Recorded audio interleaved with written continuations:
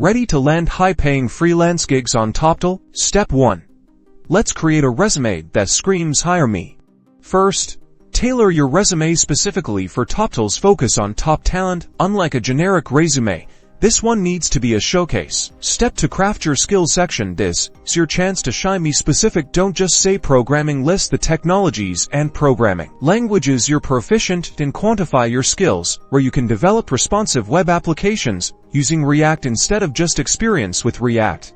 Step 3. Experience, and more importantly, achievements. This is where you need to illustrate your impact. Don't just list responsibilities. Use the STAR method: situation, task, action, result. Briefly describe the situation, the task assigned, your action, and the result. For example, increased website conversion rates by 15% by optimizing the user interface. Step 4. Showcase relevant accomplishments. This strengthens your resume. Highlight case studies, portfolio links, and awards. Show, don't just tell the client your experience.